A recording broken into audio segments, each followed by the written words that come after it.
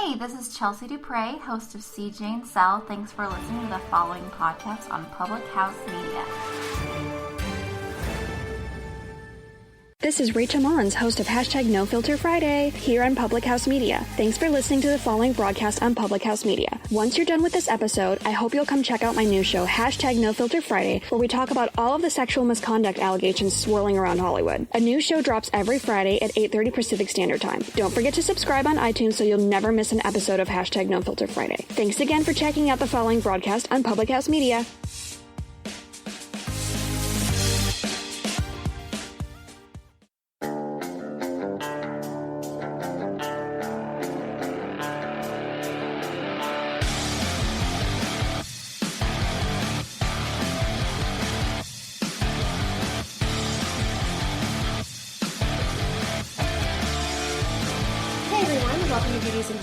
Where we're nerdy, and you probably are too. Today it is me, Lindsay, and Elisabeth, and we are going to talk nerdy to you about something that recently dropped at it was a California Comic Con, I believe, that the MCU Phase 4 universe has now been dropped. So we have all kinds of ideas and things we want to talk about regarding it, so we're going to get into that right after the Gaming Corner. Alrighty, and with the Marvel Phase 4 announcement, there are some things that are noticeably present and some things that are noticeably absent, and that kind of got me to thinking of elements that are absent from games that I really wish were there, particularly on the romance side of it, because that's something that is not in a whole lot of games that I tend to play. One of the big ones for Dragon Age in general, I think, is the inability to romance Varric, either in Dragon Age 2 or Dragon Age Inquisition. But other than that, I really liked the romance aspect there. Where the ball, I think, really gets dropped is by Bethesda, of course, because, of course, it's Bethesda. In particularly the Fallout universe. Fallout 4 was my very first game in the Fallout world, and it was my big introduction. And I really liked the world, I loved the characters, and the really cool thing about Fallout 4 is in their romance system, is compared to some other games that I've played that have a romance system, is that you can be blatantly polyamorous. Like, you can go and you can romance one person and establish your romance with them, and then you can go and get another person and you can romance them and establish a romance with them, and it doesn't affect, and neither of them affect the other. So they're like, totally cool with you having more than one person that you're with, which I thought was cool because I'm like, now I don't have to actually choose. I can just, be with who I want. But unfortunately, you can only romance certain characters, and because of that, two of the biggest ones that I want to romance, I can't. One of them is Deacon, who is a railroad agent, and I tend to side with the railroad and do their quest line. So obviously doing role-playing, I spend a lot of time with Deacon. And he, he's a spy, obviously, so he's kind of this mysterious kind of character. He tends to, or says he tends to lie a lot, whether he actually does or not. Maybe that's a lie. You never really know with Deacon. But he's just a really cool guy, and you kind of unravel more of his story as, he gets to know you and you get to know him, and, all of his reasons for working with the railroad, and trying to free synths from the Institute is that he used to actually hate synths, but he met and he fell in love with this woman who turned out was a synth, and she was killed by the gang he used to hang out with who hated synths. And it was just such a missed opportunity for me to be able to help him, process and move past her death and be like, that was in the past, and, that doesn't affect my present. And, just give him some sort of closure, because, he needs that closure so bad. I really want that for him. And the second one that I really would have wanted to see was with Nick Valentine, because he and the Soul Survivor kind of share a little bit of similarities. The Soul Survivor obviously being frozen from the pre-war era and waking up 210 years after all of the atomic bombs have gone off. And while Nick is a synth, he has the implanted memories and personality of the detective Nick Valentine, who was actually alive and running around during the pre-war era. The sole survivor potentially could have known Nick Valentine the human before they woke up in the post-apocalyptic era and met Nick Valentine the synth. I just think it would have been so neat to have them get together and have like this little pre-war romance and connect in that way, especially if maybe the sole survivor knew him from before. I don't know. I guess this is what we have fan fiction for. Well, fan fiction and mods, so that we can fulfill our sort of romance fantasy in our games. Even if the companies want to remain blind to the romance that is obviously there. Come on, Todd Howard, come on. What are you thinking? I swear. Sorry, that was a bit of a rant, but there we go. Okay, so Phase 4. I've heard a lot of things about what's been going on, what they're planning to do, and we actually have this rundown of what's coming out and when it's coming out. Not only the movies, but also the television shows that they're planning to put on the Disney streaming service. And it kind of seems like you're going to need to have the Disney streaming service in order to fully get the whole picture. And to be fair, it's kind of been that way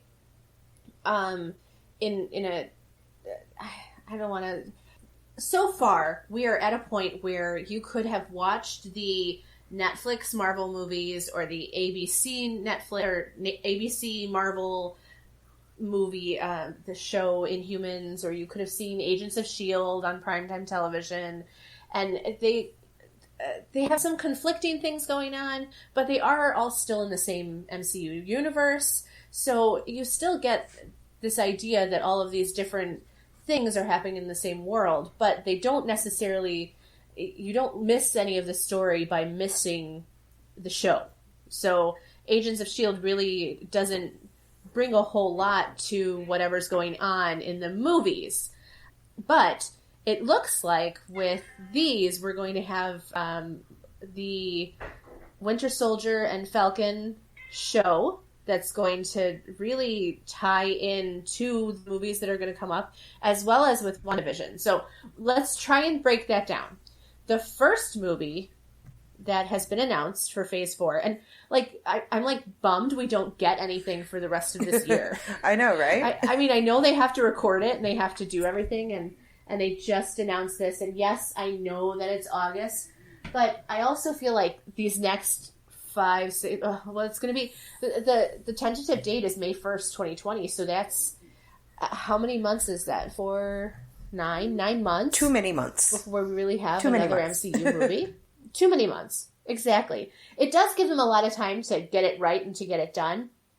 And it's funny because I'm not terribly excited about Phase 4. I was kind of just like, okay, at the end of Endgame, I mean, my guy is old, and I'm okay with that. I've come to terms with it, but I also feel like, okay, I was all right with not knowing any of this, but now I'm all on edge because I don't know what's going to happen or how they're going to pull this off or what they're going to do. And there's been so much speculation, but so, okay, anyway, May 1st is the tentative plan for Black Widow to come out. I mean, I ordinarily would have been excited about this, but for one, after her fate in Endgame, it's just kind of, well, we know how her story's going to end, so, it's kind of do we really need this? And for two... I don't know, Elizabeth. It's the journey. It's the journey, not the destination. And for two, though, it looks like they will be introducing Yelena, which I absolutely cannot stand. Oh, my God. And I swear, if they make her into the next Black Widow, I'm just done. Nope. Mm-mm. Oh, that's what everybody's saying. I can't stand Yelena. It's like Fetch. They are trying to make Yelena happen, and it is not happening for me. Now, I need someone to explain to me how exactly are they, passing the torch of all of these different things. I feel like if you're Black Widow, you're Black Widow. I feel like this Yelena person Somebody should else. be... I don't know, Red Spider or something instead. Give her a different name. Yeah. Black Widow's dead. That's the end. And I feel the same way about Captain America, and I feel the same way about everything. I don't understand the passing of the torch. I don't understand the whole, even, Spider-Man becoming the new Iron Man stuff. I think that's all baloney garbage nonsense. And to be fair, I haven't read a whole lot of the comics where they do this passing of the torch. Okay, let me rephrase. I haven't read any comics that have this passing of the torch thing. I read the storyline of the Infinity Gauntlet, that kind of stuff. But I don't understand the passing of the torch thing. I don't understand how Yelena could be the next Black Widow. Like, that sounds insane to me. So how do they do that? Why do it? Why? Well, and I mean, I kind of agree with you because it's also a thing that's going to come up with Hawkeye as well, because Hawkeye, his little series is going to focus on him passing the torch to somebody else to be Hawkeye. And it's like, I've never really liked that. I like when people are just their own thing. And, I think it's perfectly fine for names to retire. I think the whole thing with passing of the torch is, it's a title and somebody needs to inhabit it. And I'm like, but why though? But they don't. Yeah. Right? It's okay to have somebody else, Yeah. And it's so funny because it's like these superheroes are also human. So when it's someone like Black Widow, who we know is human, and we know is specifically trained to do her job and to do it well, and all of her past conundrums and troubles that she's had and yada yada, all that makes her who she is. How is this Yelena person going to even compare? And why would she want to? Mm-hmm. Wouldn't you want to have your own recognition, your own title, your own thing? Yeah, I totally agree. I think it's... I think maybe it's a way to, keep the whole brand going as far as, Marvel comics and writing goes. And, I mean, Marvel isn't the only one that does it either. In DC, there have been people who take up the mantle of another hero for one reason or another. So it's kind of like a comic thing in general. And I don't know if it's basically kind of to keep pushing the same brand and to keep that recognition or what. Yeah. But I don't know. I don't personally like it. It doesn't... It just confuses so much from me because, we when we did our Stan Lee episode, we did talk about how the writing for a lot of the comics was done by so many different people, and there were so many different plot lines, storylines, things going on, that they've done everything under the sun, and there's so many... You go into a comic book store right now, they're still writing Spider-Man, the Amazing Spider-Man, there's so many different things that you've never heard of or read, or... there's a Labyrinth book, a series of comics. There's the Dark Crystals still going on.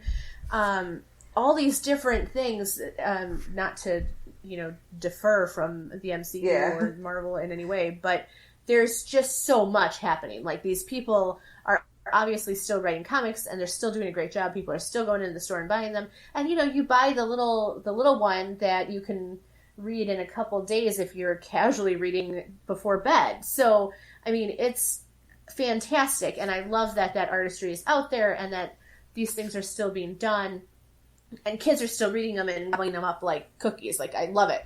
But I don't get why people can't just have new names and new titles and new superhero things.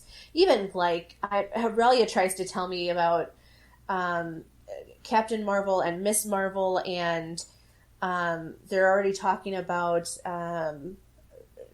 Monica Rambeau, and I have no idea what's going on. I'm already how do I keep all of this straight and still keep my full-time job and not, stay up until 3 a.m. trying to figure out how to keep this straight. So, okay, rant done. Next. So the Disney MCU Convergence is going to have that streaming service, and it's kind of cool. I mean, they've got a year to figure it out because Falcon and Winter Soldier is going to be a television show. Which is going to be interesting. Yeah. Yeah. I mean, to be fair, they've got all this time to figure out the storyline, to piece together whatever it is that they need to do to make it work. And I'm excited for that. I'm also excited that they're keeping Anthony Mackie and Sebastian Stan. I wouldn't want to watch it if it weren't them. Yeah. You know what I mean? And I mean, if I'm going to be perfectly honest, I don't know how they're going to do it, like what the whole tone and what plot lines they might explore in the series, but I gotta be honest, it sounds like the setup for a comedy fan fiction series, and I am all here for that if that's what it's going to be, because that I kind of need that in my life to have. Because if you think back to the movies that they initially meant in with Winter Soldier and Civil War and everything like that, they were really like very kind of cold toward each other, and whether it was warranted or not. And I think it would just be really interesting to kind of explore that non-relationship turning into a relationship that they have. Yeah. I can see that. And, there's so much of a weird dynamic at the end of Endgame as well, where, Falcon goes over to talk with Cap, and Bucky's just standing there smiling like he knew all along, and there's, I feel like there's going to be a lot of that addressed. But again, I don't understand the whole, like, needing to fill the shoes of Captain America. Yeah. And how does Falcon become Captain... How does anybody become Captain America? Cap is Cap. And yes, I might be, like, a purist when it comes to Cap, but I'm... And also, like, Cap ran past Falcon. On your left. So, I don't know.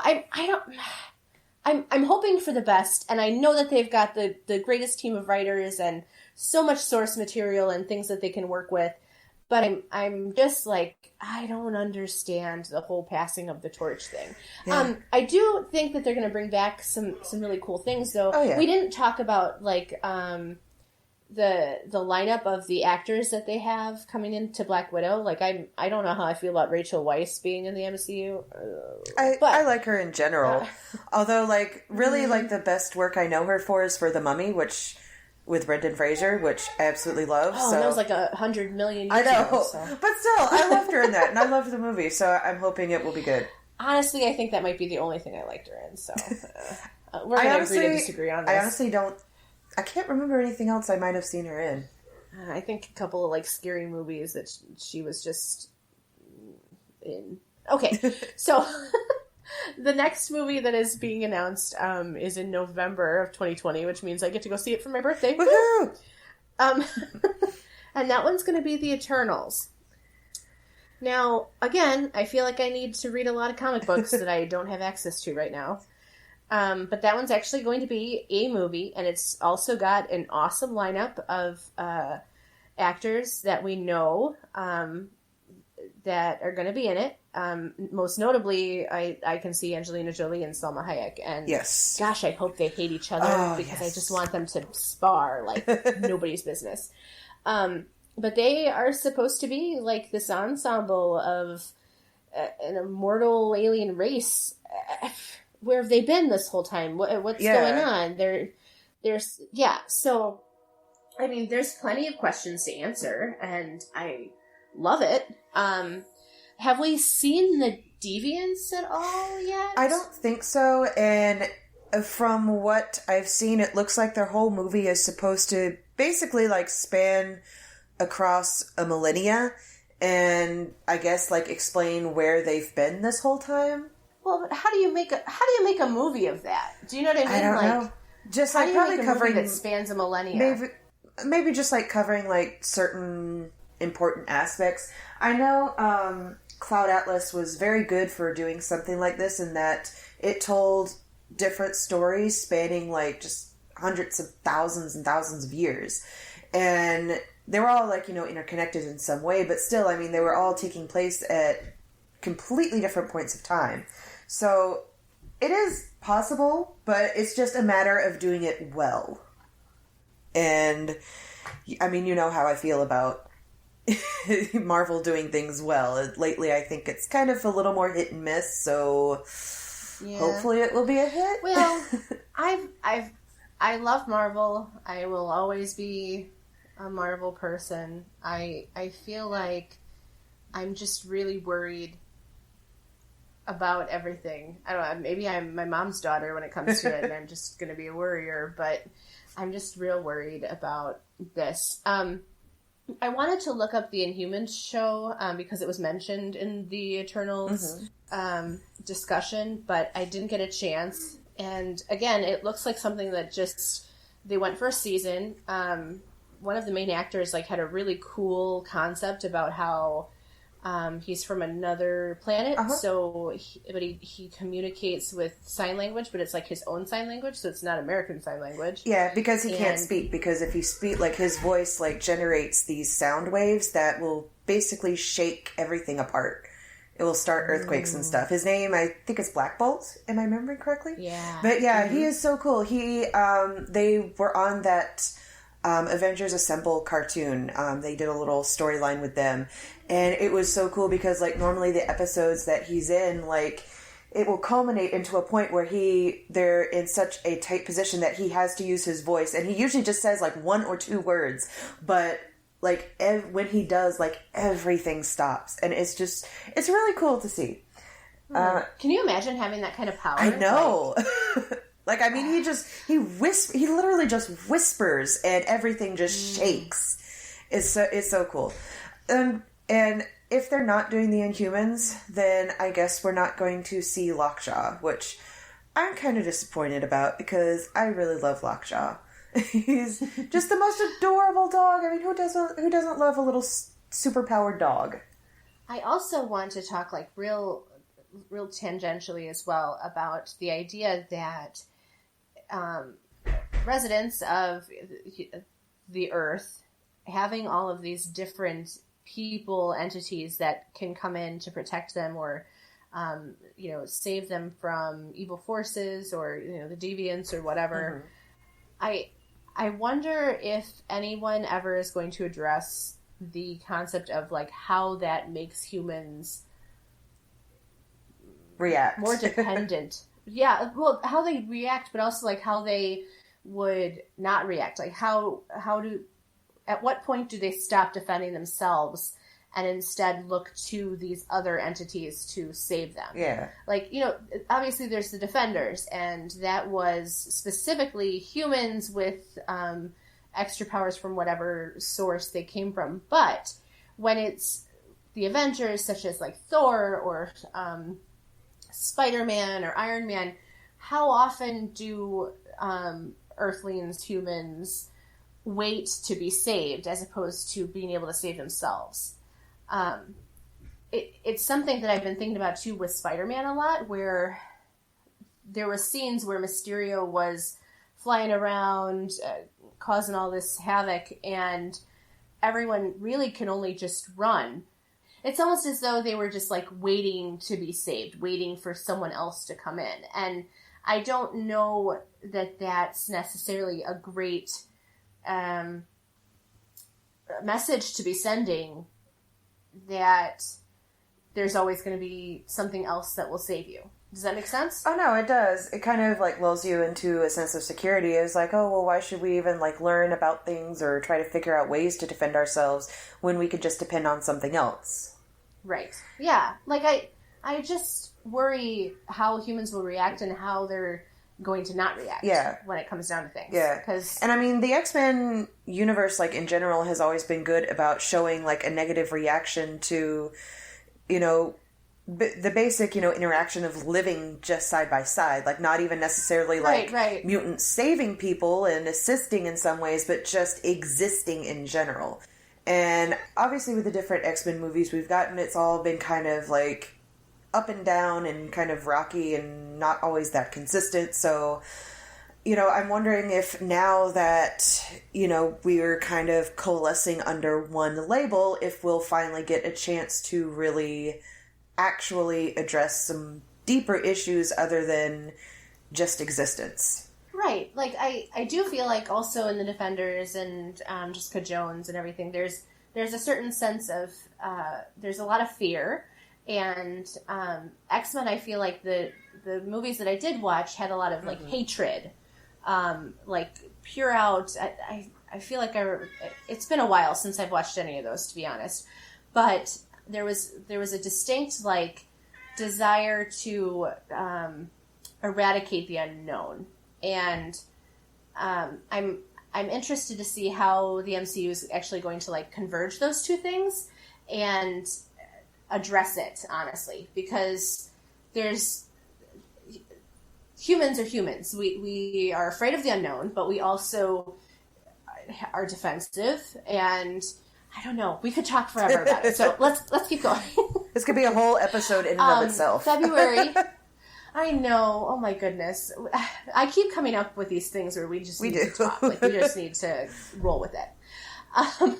February 2021, and we should mention, like, Phase 4 is literally just going for these 2 years. Like, we have 2020 and 2021, and we have no idea really what's happening for 2022. Like, it's, they're making us wait 9 months, and then we only get this little itty bitty picture of what's going on. Like bits and pieces. February 12th. Yeah. Like, obviously they've never actually told us everything about what's about to happen, but I feel like the other phases, maybe because I came in so late, I already knew a lot of what was going to happen, but now I feel like I'm being gypped because I've only got 2 years to look forward of.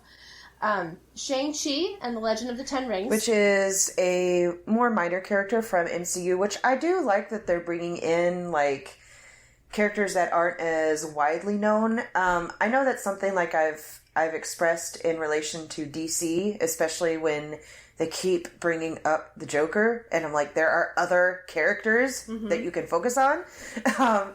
But, you know, same thing with Marvel. I do like that, you know, they're bringing in characters that maybe not everybody has heard of or taken a chance to read the comics for. And, you know, this will be a chance for people to, like, actually learn about this character who is... I don't know, but see, I look at it the other way. Like, I feel like they're grasping at straws to see what's going to stick. Well, that could be too, but, I mean, really... You know? I think that started with Guardians of the Galaxy. Okay. Because, I mean... You know, not everybody knew who they were, and now they're household names. And so, I mean, maybe it'll be the same thing. And for more diversity points, I mean, obviously Shang-Chi is an Asian superhero. He's actually going to be the first Asian superhero for the MCU, so that's going to be pretty cool to see, like, how they're going to portray that and, you know, not treat it in a tokenist kind of way. And... Yeah. I was literally about to say that. Like, I was going to say, I do think that they are definitely diversifying, though, too. There's been talk even about how Tessa Thompson's Valkyrie is meant to or being played specifically as at least a bisexual character. So, and it's not something that I thought about or even really saw or thought much about. But more power to her, more power to the MCU for bringing that up and for rolling with it if they're going to. I mean, we'll talk about it later, but they say that she's going to be in the next Thor movie, and she's been heard to say that her character is going to be looking for, which is going to be so cool. So I think that's awesome because cool. You know, she had kind of a tragic character arc back in Ragnarok when we got the whole flashback of her watching her lover die with the rest of the Valkyries, and, you know, you want people to have a happy ending, you know? Yeah, but I also feel like it was very subtle. Like, it wasn't something that was a main point to her character. Like, she almost sort of seemed that the tragedy wasn't just that, but all of it. Well, yeah, obviously. And I think they handled it really well because, I mean, it can be sometimes a fine line to walk with, you know, making somebody canon, you know, make it be in canon where somebody isn't straight, but have it not be in a way where, like, you know, their sexuality and their orientation is all that they're about, you know, to basically, you know, treat it like they would any other character, but also make it so that it can be brought up so that so it's not in the subtext, it is in the actual text itself. And, you know, so, I mean, I thought they did a great job with that in Ragnarok. That was one of the plus points I counted towards Ragnarok, which there wasn't a whole lot, but one of them. So, I think it would be really neat to see. I know there have been some names floating around as to who people will want to see as her queen. I know Jamie Alexander as Sif is one of them, and I am kind of low-key rooting for it because I love Jamie Alexander and I love her character of Sif, and I would love to see them together. I think that would be really cool to watch them just bounce off of each other. Okay, so back to Shang-Chi. Yeah, which we gotten way off track. Right. No, but I do think, like, what I found very interesting is that apparently we have seen, like, the logo for the 10 Rings and other instances of this, but in other movies. And I'm excited to see that, like, brought full circle. Like, I really want them to make sure we notice. Do you know what I mean? Oh, yeah, definitely. And I know there's been some people wondering if the real Mandarin will come out, because the Mandarin in Iron Man 3 wasn't the real Mandarin, and that whole confusing thing. So, right. I'm wondering if maybe he'll come out, which I think is kind of a cool character. So I would be interested to see how they would bring him out in a good way this time. Right. Okay, spring 2021, the Disney streaming thing is also going to have WandaVision, which, I don't know, for some reason I really was, like, brought back to, like, Wonka Vision. Like, I know. Anyway. It's such a weird like, she's title. Teleport stuff through the... I know, but, I mean, I get it. It's gonna... I get it, but... I don't know, do I really want to see, like, a romance weirdness thing between Scarlet Witch and Vision, and do I really want to? I don't know. I'll watch it. I mean, I'm not like a huge fan of Scarlet Witch anyway, so it's like I feel like the inconsistency with her character really rubbed me the wrong way from, like, the second movie we saw her in. Well, if there's anything that Marvel has been consistent in with Scarlet Witch, is that her powers and character is inconsistent. So, so I mean, this is pretty much par for the course. Right, exactly. I mean,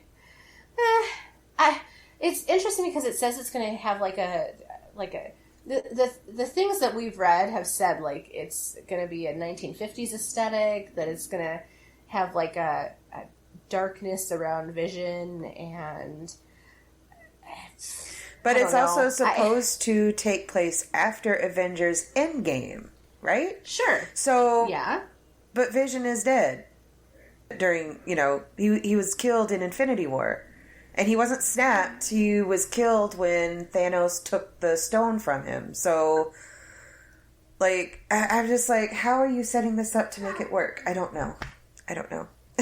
Maybe it's supposed to be like, I don't know. I have no idea. It's obviously, if it's set after Avengers Endgame, it's not going to have that. But why is it called WandaVision? What's the gist? And it's supposed to have both Elizabeth Olsen and Paul Bettany in there. So is it like going to be told through flashbacks? Maybe she's carrying him around with her. Yeah. Or something. Or maybe it's like, I don't know.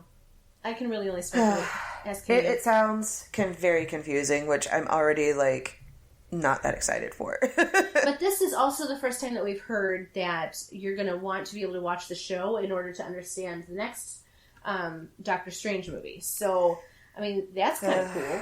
Yeah, which I am excited for that one. But before we talk about Doctor Strange, of course, we have to talk about probably the one thing that I am so excited for that I cannot wait for. Why are they making us wait this long for this series? I like the logo a lot. I think the logo looks awesome. But it doesn't give us an exact date, but it says spring 2021 on Disney Plus is supposed to be Loki. And Tom Hiddleston is going to be Loki. And, I mean, obviously, like, since we saw the Loki from the first Avengers hop out of the scene with the Space Stone during Endgame, obviously he is alive then in some capacity. Maybe not the original timeline, but he is alive in some capacity. So, like, obviously a fan like me, I saw that and I'm like, oh, he's alive. It still counts. Technically, he's alive, Right. So I'm curious, although obviously this Loki didn't go through all of those, character arcs and changes that the original one did. I'm kind of curious to see how his character will then grow as a result of not going through things that he went through in like Thor: The Dark World and Thor: Ragnarok and Infinity War and everything that happened with that all of that. So, yeah, I really am excited to see this. I'm not sure what capacity he'll be in, if he'll just be like popping in here and there and causing mischief, or if maybe he'll finally settle down and we'll get to see like an Agent of Asgard Loki, like from the comics. I can't wait. I want to see it so bad. Okay, and so then after that, well, that's going to be on the streaming service, and then there's going to be May 2021, which is why like all of this coming out in spring is like, what are they going to do? How are they going to tell us? Are they going to tell us like what order to watch all of this in? I know, right? Anyway, May 2021, Doctor Strange in the Multiverse of Madness, which I am also excited for because I have really gotten into Doctor Strange's character since I started like rewatching a lot of the movies to like, you know, research for the podcast. Sure. Because initially like I Sure. wasn't too interested in watching his movie, but I eventually was like, well, I gotta watch it. And like, honestly, like I was totally pulled in. I really loved it. So, you know, and at the end of the movie, like of his first movie, like it kind of just, it doesn't end at a total cliffhanger, but it kind of ends like when you feel like it should really be beginning. You know, it's like, I want more, you know, like what happened? Right. I want more. So I have to wait, obviously, to get more, but it looks like there will be more. And so I want to see it so bad because in the first one, he, you know, obviously dealt with Dormammu. So like now in this one, it looks like the whole multiverse coming back. There's a whole host of things that he could be facing. Well, and then I can't imagine that having seen all those other ways that we all die, or all of the people around him die, or nobody wins, like, that kind of stuff's gotta haunt you, you know? Yeah. So it'll be interesting to see how dark he is based off of what's happened and what he's had to learn from. So, Yeah. they talk about his development having advanced in that short period of time where he was able to see all of those alternate endings. And it'd be nice to see him talk about it and to wrestle with that kind of guilt.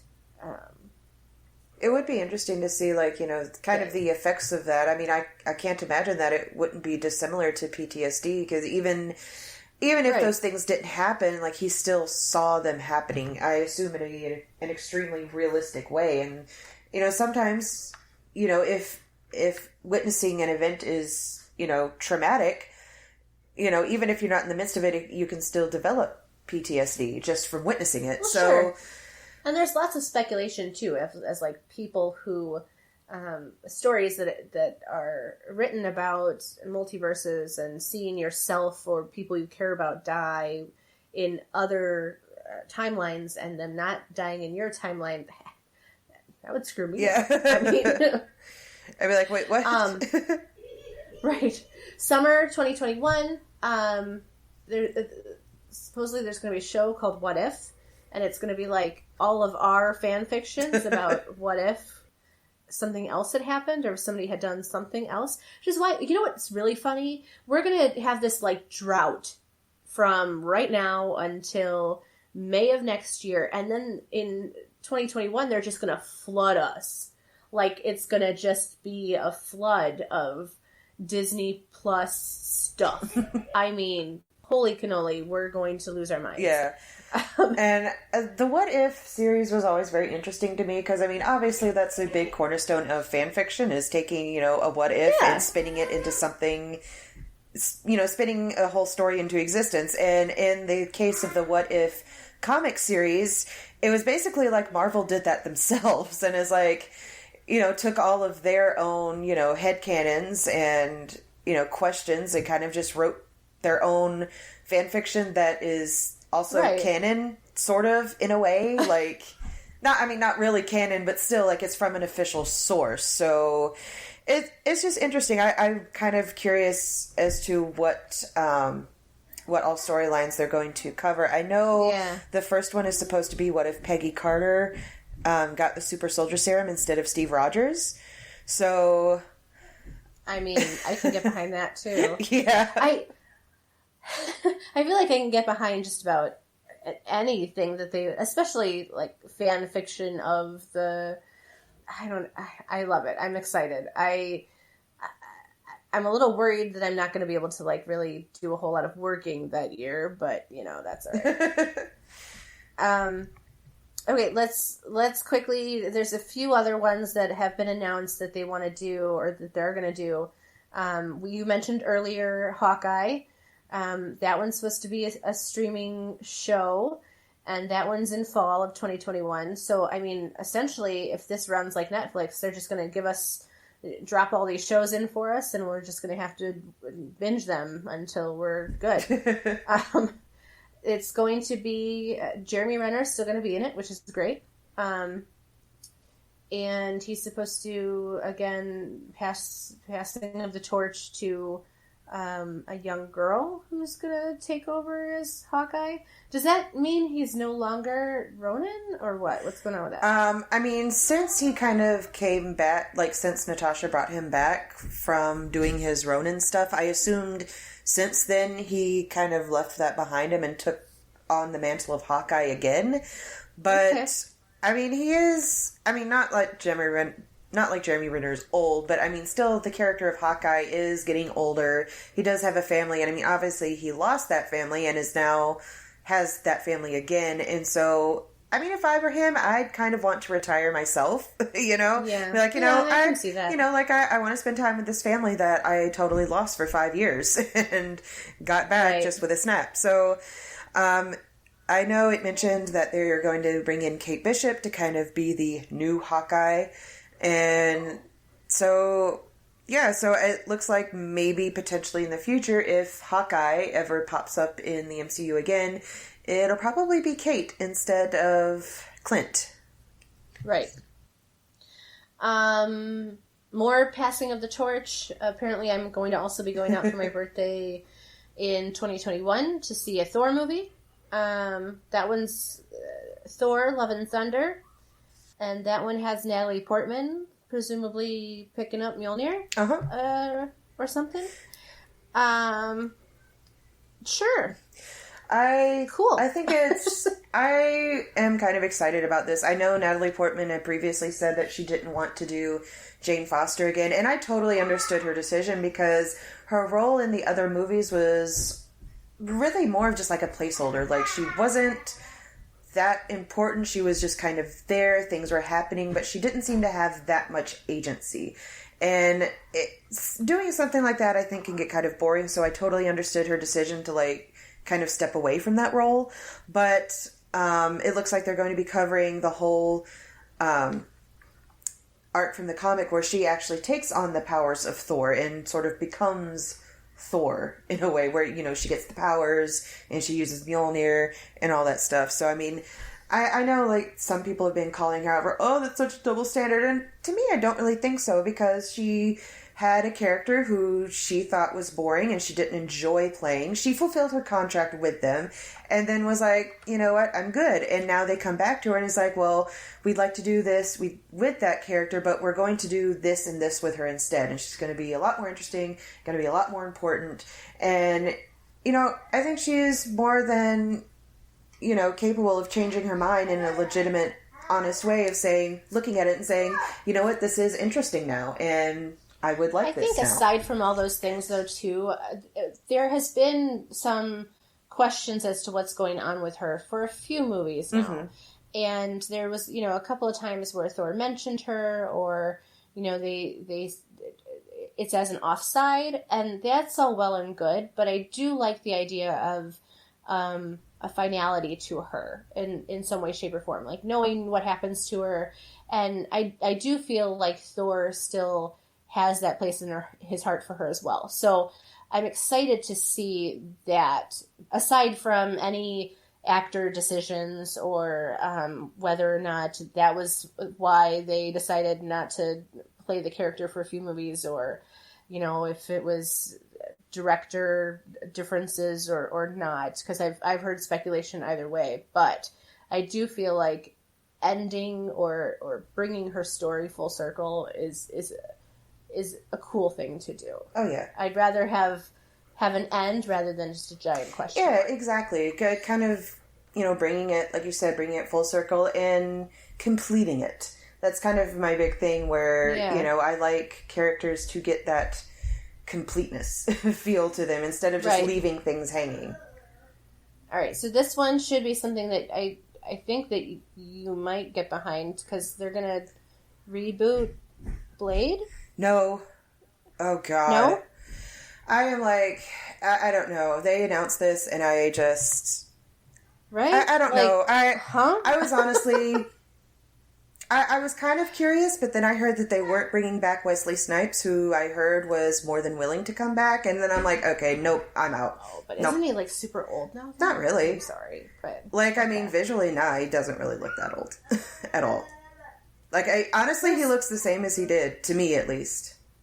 There was another actor I've recently seen who actually is, I don't know, he's 50... Oh, Jamie Foxx. I know this is way off base, but... Jamie Foxx looks like he's 30 still, and apparently he's 50 something. Like I'm saying, and I was like, "Shut up!" Yeah, really? they've got good genetics, man. I mean, they got the luck of the draw, but yeah, I'm like, the whole thing with Blade, I think, really kind of helped facilitate the start of the MCU. It put a Marvel character out there, and it showed studios and producers that people are willing to buy into a more real instead of a just out there fantastical superhero, because superhero movies up until that point were, you had Christopher Reeve's Superman, and then you did have Michael Keaton's Batman, but then you had George Clooney's Batman, and it was all kind of fantastical and bright and cartoony and not really that realistic, and that's only if they were even halfway decent in the fact that they had good backing behind them. But Blade showed people that, you could go dark, you could be more gritty and realistic, and people will get behind it. And after that, obviously, Iron Man came out, and then that's when they started the whole MCU with, intertwining all of their stories and everything. So, I think the MCU owes a lot to Blade, and I don't know, I don't like the fact that they're just bringing this up just now. Not only bringing it up, but completely recasting in a move that I feel is kind of like they're trying to reboot and potentially erase all that the original Blade did. So, yeah, I'm not for that. I feel like that's just not that cool of a move. If you want to bring in Blade in, that's cool, that's fine, but... bring in Wesley Snipes, bring in some of the original actors and some of the original stories that, were in the original Blade movies. They're good. Well, 1 and 2 are good. We don't talk about 3, but still, I don't know. I'm not excited at all about it. Okay. All right. So, Geek on Fleek this week, I got to thinking that, well, a little bit of backstory first. When I was in high school, we read a separate piece, and we had to write a long, long essay about the protagonist and the antagonist of the book. And if you've ever read the book, or even if you haven't, I'll give you a real quick rundown. There is a guy in it who is your classic hero.